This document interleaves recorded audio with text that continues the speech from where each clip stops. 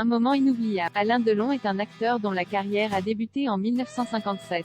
Il fait partie des plus populaires du cinéma français et a enchaîné les films à succès. Toutefois, être une personnalité publique a parfois des côtés négatifs et il en a longtemps fait les frais. En 1998, il a partagé l'affiche avec Jean-Paul Belmondo dans le film Une chance sur deux et a été dirigé par Pascal Lecomte pour l'occasion. Invité du Bon Dimanche Show sur RTL ce dimanche 24 octobre, le réalisateur s'est souvenu d'un jour en particulier, qui l'a beaucoup marqué.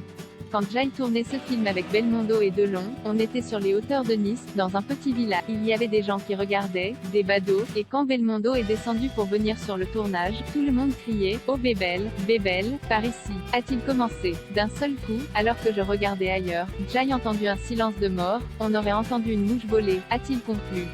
Il était mal. Alors qu'il était considéré comme l'un des acteurs les plus charismatiques de sa génération, Alain Delon souffrait beaucoup de sa réputation.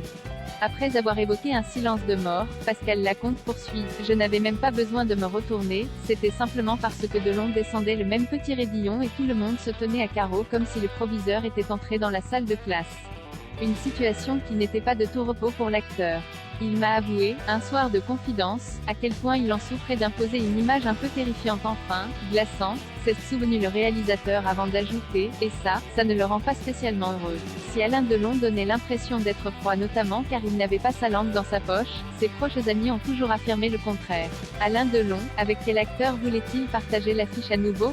S'il a travaillé avec les plus grands noms du cinéma, Alain Delon voulait rejouer avec son ami de longue date, Jean-Paul Belmondo. Dans les colonnes de Paris Match, le journaliste Cyril Viguier a récemment affirmé que les deux hommes étaient très proches. Ils s'amusaient comme des... Souvent il prenait la main de son ami et Jean-Paul agrippait son bras. Entre eux, la tendresse passait aussi par le regard, beaucoup de rire et une certaine idée de la loyauté, avait-il expliqué. Ainsi, c'est sans surprise qu'il avait assisté aux obsèques de l'acteur le 10 septembre dernier. Je suis complètement anéanti, je vais essayer de m'accrocher pour ne pas faire la même chose dans 5 heures. Remarquez, ça serait pas mal si on partait tous les deux ensemble, avait-il confié. Loading Widget.